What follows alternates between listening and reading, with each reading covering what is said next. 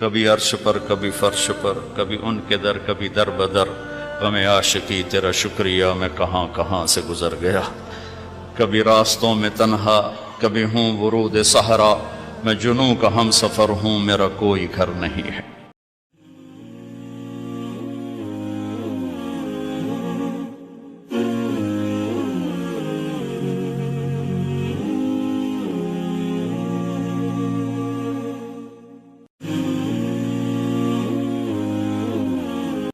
کسی دنیا کی چیز سے لائف کی بیوٹی کا کوئی تعلق نہیں، اور جب تک لائف میں بیوٹی نہ ہو تو کوئی چیز مزہ نہیں دیتی۔ کیا لطف انجمن کا جب دل ہی بجھ گیا ہو، 100 بار چمن مہکا 100 بار بہار آئی، دنیا کی وہی رونق دل کی وہی تنہائی۔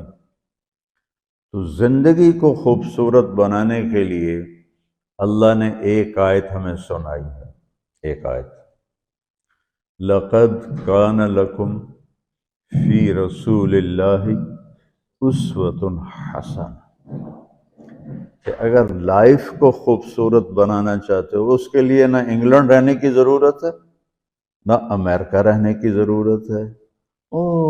میں افریقہ کے غریب ملکوں میں گیا ہوں، جنگلوں میں صحراؤں میں پھرا ہوں، تو ان کے زندگی دیکھ کر حیرت ہوتی ہے۔ ان کو آج کی دنیا کی کسی چیز کی کوئی خبر نہیں، آج بھی ان کے گھر میں روشنی کا کوئی انتظام نہیں، چاند کی روشنی ان کی روشنی ہے، رات کو ان کے گھروں میں چراغ بھی نہیں جلتے، میں ایسے ملکوں میں گیا ہوں۔ لیکن اگر زندگی خوبصورت ہے تو رات میں بھی سورج نظر آئے گا اور دن میں بھی چاند نظر آئے گا۔ اگر زندگی اداس ہے، زندگی ویران ہے، زندگی میں بیوٹی نہیں ہے، تو آپ کو انگلینڈ بھی سب صحرا نظر آئے گا۔ آپ کو خوبصورت اسکاٹ لینڈ کی وادیاں دیکھ کر بھی مزہ نہیں آئے گا، کیونکہ یہاں کچھ گڑبڑ ہے۔ تو میرے رب نے کہا لقد، یقیناً، ڈیفینیٹلی، نو ڈاؤٹ، کان لکم، تمہارے لیے فیصلہ ہو چکا ہے، ہوگا نہیں، کان لکم، تمہارے لیے فیصلہ ہو چکا ہے۔ اگر اپنی زندگی کو بیوٹیفل، خوبصورت، پیسفل بنانا چاہتے ہو تو میرے نبی کی زندگی تمہارے لیے خوبصورت ماڈل ہے۔ اچھا، اسوۃ حسنہ، اسوہ کہتے ہیں ماڈل کو اور حسنہ کہتے ہیں خوبصورت کو۔ یہاں اسوۃ کاملہ نہیں کہا کہ پرفیکٹ نمونہ ہے، کامل نمونہ ہے، مضبوط نمونہ ہے، کتنے الفاظ تھے۔ حسنہ کیوں لائے؟ کہ انسان بیوٹی کو پسند کرتا ہے۔ یہ آپ نے سب کچھ کیوں بنایا ہے؟ سیدھی سادی بھی ٹھیک ہے، یہ کیوں بنایا؟ یہ ایسی خوبصورت گاڑیاں کیوں بن رہی ہیں؟ اتنے مہنگے جوتے، وہ ہم جب کالج پڑھتے تھے تو گئے این اسٹور پر، تو وہاں اس وقت یہ سچ بھی نہیں ہے۔ تو میرے اللہ کو پتہ ہے کہ میرے بندوں کو خوبصورتی پسند ہے۔ آپ چھوٹے بچے کو اسمائل دو تو وہ آپ کو ہنس کے دیکھے گا، اس کو ایسے دیکھو وہ رونے لگے گا، حالانکہ اسے پتہ نہیں ہے، لیکن جب چہرے پہ بدصورتی آئی تو اس نے بھی فیل کیا اور رونے لگ گیا۔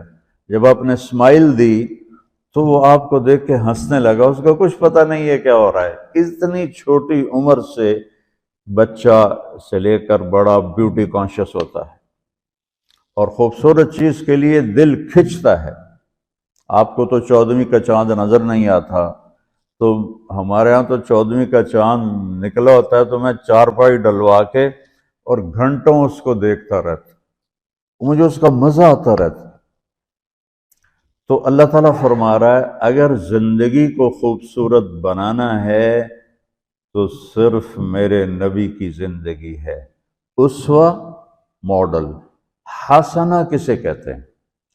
حسنہ کا عام مطلب حسین، حسن، خوبصورتی ہے، لیکن حسنہ چہرے پر تل جو ہوتا ہے، جو چہرے کو خوبصورت بنا دیتا ہے۔ آپ نے دیکھا کبھی جن کے چہروں پہ کوئی ایک تل ہو تو وہ چہرہ بڑا بیوٹیفل نظر آتا ہے، پرکشش نظر آتا ہے۔ تو حسنہ چہرے کے اس ڈاٹ کو، کالے ڈاٹ کو کہتے ہیں جس سے چہرے کی بیوٹی بڑھ جاتی ہے۔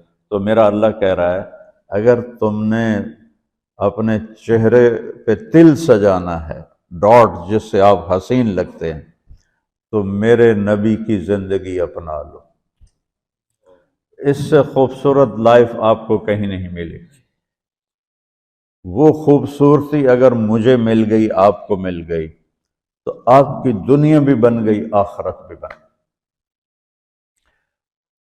پوری زندگی پر آنے کے لیے میں صرف 2 حدیثیں آپ کو سناتا ہوں، صرف 2 حدیثیں میں کر لوں، آپ کر لیں، آپ کی پوری لائف 180 پہ چلی جائے گی، اور آپ کے اندر خوشیوں کی لہریں دوڑیں، مزہ لیں گے، بھوک میں بھی مزہ لیں گے۔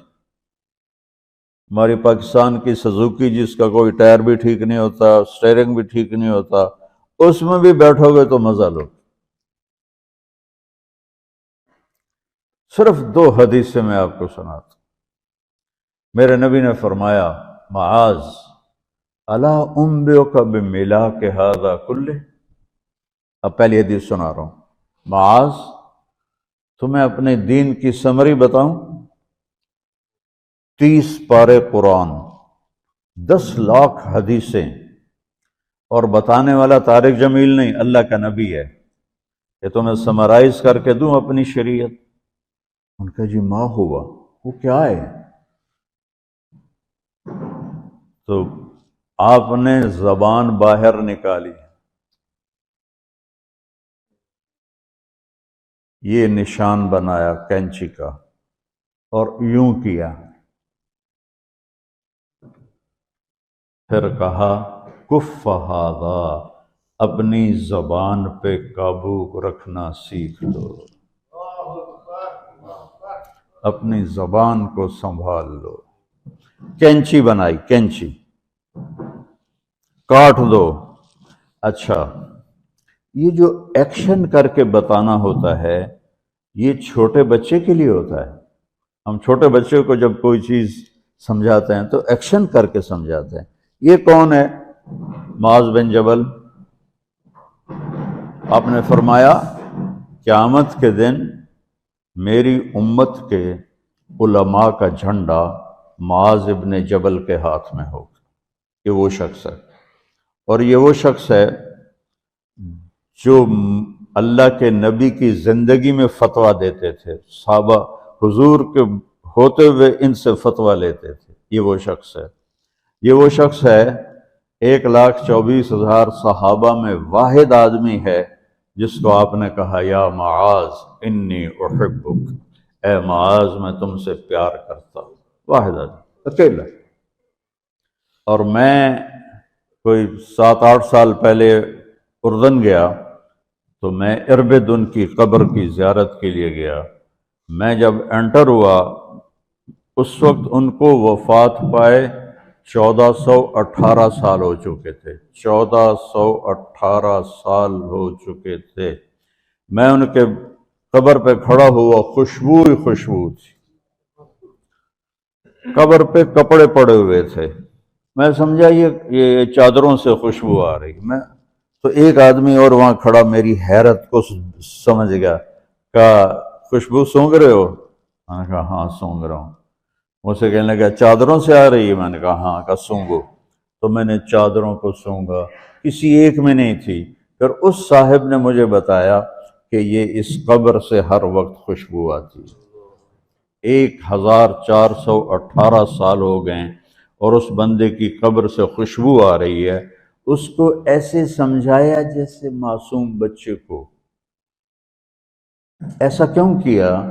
کہ یہ مشکل ترین کام ہے۔ آپ کے یہ موٹر ویز پر کتنے بڑے بڑے ٹرالے چل رہے ہوتے ہیں، ان کو بریک لگانا آسان ہے۔ کتنے بڑے بڑے کروز میں نے کئی دفعہ سفر کیے، تو ان کو بریک لگانا آسان ہے، اور 380 کو بریک لگانا آسان ہے، اس کم وقت کو بریک لگانا بڑا مشکل۔ اللہ نے اس پر 32 تالے لگائے، 32 دانت، کہ اس کے اندر رکھ، اس کو اندر، اوپر مین گیٹ لگایا، اسے بند کر کے رکھ، اور فرمایا من کان یؤمن باللہ والیوم الآخر فلیقل خیرا او لیسکت، جو آخرت پر اور اللہ پر ایمان رکھتا ہے وہ اچھی بات کرے، اور اگر زبان پہ کوئی غلط آنے لگے تو خاموش ہو جائے۔ غیبت، بیک بائٹنگ، ٹونٹنگ، طنز، الزام، گالیاں، ہمارے ہاں تو گالیاں بھی بڑی سپر کلاس گالیاں ہوتی، تو اس سے اللہ اکبر کا کی مطلب ہے؟ ہمارے ہاں تو گالیاں بھی ایسی نکالتے ہیں کہ شیطان بھی کانپ اٹھتا ہے، تو اس کو روک لو۔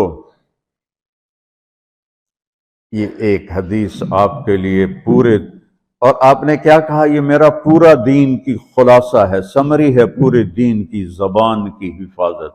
آپ نے ابو ذر سے کہا، ابو ذر تمہیں 2 باتیں بتاتا ہوں، قیامت کے دن پوری قیامت کے انسان ایسا عمل ان کے پاس نہیں ہوگا جو میں تمہیں 2 باتیں بتانے لگا ہوں، اور ان کا اتنا بڑا وزن ہے کہ کسی بڑے سے بڑی نیکی کا وزن بھی اس کے برابر نہیں ہوگا۔ تو ابو ذر نے پوچھا جی کیا ہے؟ فرمایا ایک اچھے اخلاق اور ایک زبان کی حفاظت۔ ابو ذر مہینہ مہینہ کسی سے بات نہیں کرتے تھے، پورا مہینہ گزر جاتا تھا کسی سے بات نہیں کرتے تھے کہ زبان سے کوئی غلط بول نہ نکلے۔ یہاں گھروں میں لڑائیاں کیوں ہیں؟ زبان کا بول ہے۔ یہاں بچوں کی طلاقیں کیوں ہو رہی ہیں؟ زبان کا غلط بول ہے۔ ماں باپ کیوں ہرٹ ہو رہے ہیں؟ اولاد کی بدتمیزی اور زبان کا بول ہے۔ زبان کا بول سینہ کاٹ کے رکھ دیتا ہے۔ ہمارے پاکستان میں نا بسوں کے پیچھے عجیب جملے لکھے ہوتے ہیں۔ تو چکور ایک پرندہ ہے، میں نے زامبیا میں دیکھا، جنگل میں مجھے انہوں نے دکھایا، بڑی خوبصورت چال چلتا ہے ایسے بڑا مست ہو کے۔ تو جب کوئی نئی بس ہوتی ہے تو اس کے پیچھے لکھا ہوتا ہے ویکھ ٹور چکوری دی، تو چکوری کی چال دیکھو، بس کو چکوری بنا دیا اور چکوری جا رہی۔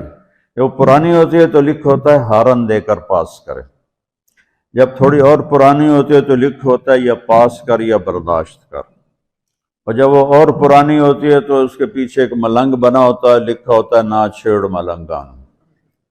یہ تو فضولیات ہیں، اب میں اصل بتاتا ہوں۔ تو میں سفر میں تھا اور پڑھ رہا تھا، تو میں پڑھتے پڑھتے تھک گیا، میں نے کتاب بند کی، تو ہم ایک بس کو کراس کر رہے تھے، تو اس کے پیچھے ایک جملہ لکھا تھا، وہ آپ کو سنانا ہے۔ لکھا ہوا تھا دل، اس کے آگے لکھا تھا برائے فروخت، for sale, heart for sale, نیچے لکھا تھا قیمت، آگے لکھا تھا ایک میٹھا بول، ایک میٹھا بول۔ آپ میٹھے بول پر اپنے ماں باپ کے دل خرید سکتے ہیں، بھائیوں کے، بہنوں کے خرید سکتے ہیں، بیگم کے خرید سکتے ہیں، بیگم خامند کا خرید سکتی ہے، بچوں کا دل آپ خرید سکتے ہیں، بچے ماں باپ کا دل خرید سکتے ہیں۔ اور اللہ نے مجھے 2 دفعہ یوں دنیا پھرائی ہے، ایسے 100 کے قریب ملکوں میں اللہ مجھے لے کر گیا ہے، نمازی بھی بہت، مسجدیں بھی بہت، حاجی بھی بہت، داڑھی والے بھی بہت، پگڑی والے بھی بہت، لیکن اس کو سنبھالنے والا ملتا ہی کوئی نہیں کہ جو اس پہ قابو پاتا ہو۔ آپ کی لائف بیوٹیفل نہ ہو تو مجھے کان پکڑا دیں، کیوں کہ میں نبی کے وعدے کے پر بات کر رہا ہوں۔ تو معاذ کہنے لگے یا رسول اللہ زبان کے بول پر بھی پکڑ ہوگی؟ میں کہا تیرا بھلا ہو جائے، سب سے زیادہ جہنم میں گرانے والی زبان ہوگی، زبان ہوگی۔ ایک حدیث ایک اور سناتا ہوں مختصر کر کے، کیونکہ 20 منٹ پر مجھے بات ختم کرنی۔ آپ نے کہا انس میرے بیٹے، میری ایک بہت گریٹ سنت ہے، گریٹ، یہ لفظ پوری حدیث میں کہیں نہیں سوائے اس ایک جگہ کی۔ میری ایک بہت گریٹ سنت ہے، بہت، یہ داڑھی بھی سنت ہے، یہ پگڑی بھی سنت ہے، یہ سفید، میں سفید لباس اس لیے پہنتا ہوں کہ میرے نبی کو پسند تھا، میں کوئی کلر والا نہیں پہنتا، سنت ہے۔ لیکن گریٹ سنت صرف ایک جگہ پر آیا جو میں ابھی آپ کو بتانے لگا ہوں۔ میرے بیٹے انس، میری ایک گریٹسٹ سنت ہے، اگر تو نے اس کو پورا کر لیا تو جنت میں نہیں جائے گا، جنت میں میرا نیبر بن جائے گا۔ تو جنت تو بہت چھوٹی چیز ہے نبی کے نیبر کے سامنے کا، تو میرا نیبر بن جائے گا۔ پتہ ہے آپ کو کہ بڑی چیز کی قیمت بھی بڑی ہوتی ہے۔ تو پھر کہا بیٹا اس سنت کو کرتے ہوئے تجھے تھکنا پڑے گا، تو تھکے گا، اور ساری زندگی تمہیں کوشش کرنی داڑھی تو ایک دفعہ رکھ لی ہے، اب تیل لگا لیا، تھوڑا ٹرم کر لیا، لیکن بیٹا میری اس سنت کو پورا کرتے ہوئے تیرے پسینے نکلیں گے، ساری زندگی کرنا پڑے گا۔ یا بنی ان استطعت او قال ان قدرت ان تصبح وتمسی ولیس فی قلبک غش لأحد فافعل، ثم قال یا بنی وذلک من سنتی ومن احب سنتی فقد احبنی ومن احبنی کان معی فی الجنہ۔ میرے بیٹے زور لگے گا، صبح شام تھکو گے، کیا کرنا ہے یا رسول اللہ؟ کہ اس دل میں سب کی نفرت نکال دو۔ مسلم نہیں کہا کہ اس دل سے مسلم کی نفرت نکال دو، کہ اس دل سے سب کی نفرت نکال دو، غیر مسلم بھی۔ ہم تو بریلوی، دیوبندی، شیعہ، سنی اتنی نفرت میں ہیں کہ جیسے سارے جہنمی اور صرف ہم جنتی ہیں۔ اللہ سے معاملہ ہے، اور اللہ کریم ہے، مہربان ہے، پتہ نہیں کس بات پہ معاف کر دے، پتہ نہیں کس بات پہ بخشش ہو جائے۔ ہماری نور جہاں، اللہ اس کی درجے بلند کرے، ساری زندگی گاتی رہی۔ وہ گانا عورتوں کا کوئی حلال کام تو نہیں ہے، لیکن 27 رمضان جمعہ کی رات اس کا انتقال ہوا، اور جو رمضان میں مرتا اس کا حساب نہیں ہوتا، جو جمعے کی رات کو یا جمعے کو مرتا ہے اس کا حساب نہیں ہوتا۔ اب مجھے بتاؤ اللہ کو کیا اس میں پسند آیا؟ کبھی کسی کے گناہ کو دیکھ کر اس سے نفرت نہ کر، کبھی کسی کی برائی دیکھ کر یہ تو چھوڑو اس کو، تو وہ تو انسان ہی نہیں ہے۔ بس اپنے من میں ڈوب کر پا جا سراغ زندگی، تو اگر میرا نہیں بنتا نہ بن اپنا تو بن۔ تو میرے نبی نے فرمایا بیٹا اس دل کو صاف کر دو۔ ایک بات اور یاد رکھو، دنیا میں نیگیٹیوٹی ہمیشہ زیادہ رہے گی، ہمیشہ، اور پازیٹیوٹی ہمیشہ کم رہے گی۔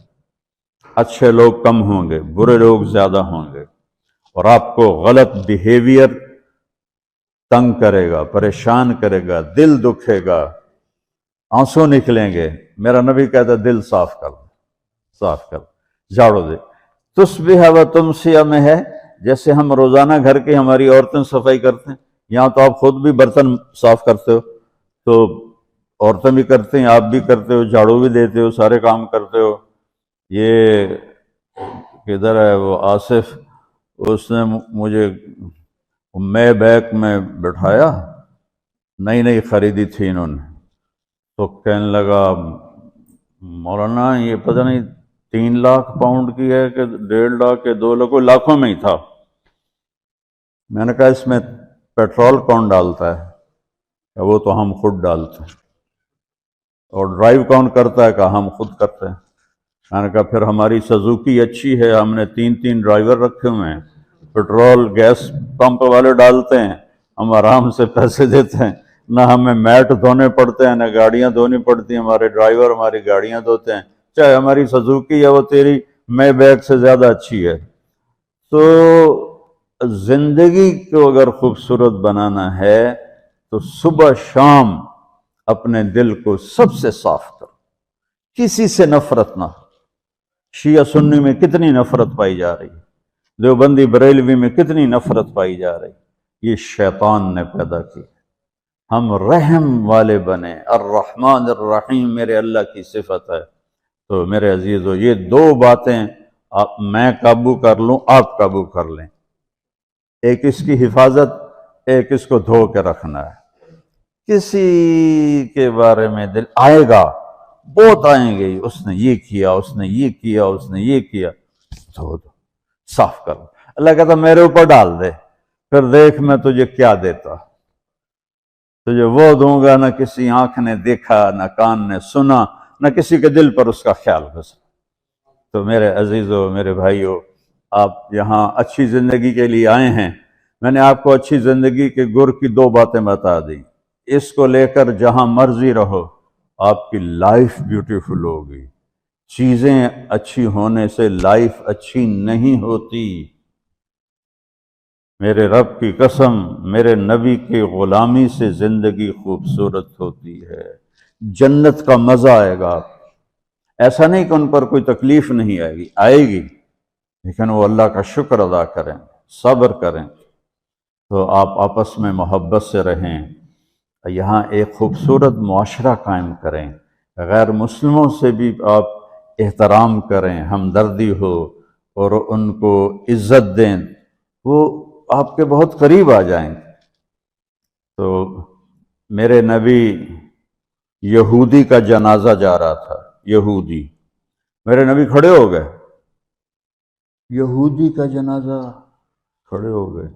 صحابہ کہنے لگے یا رسول اللہ یہودی ہے، اب پتہ ہے یہودی ہے، انسان تو ہے، میرے ہاتھوں سے بچ گیا، کلمہ نہ پڑھ سکا، مجھے اس کا دکھ اور درد اور افسوس ہے۔ تو ہم ان کی احترام کریں۔ ایک کافر آیا، آپ کا مہمان بنا، اور رات کو آپ کے دیا ہوا جو بیڈ تھا چارپائی، اس پہ وہ پوٹی کر کے چلا گیا، آپ کو خراب کرنے کے بھاگ گیا، جب وہ تلوار اپنی بھول گیا۔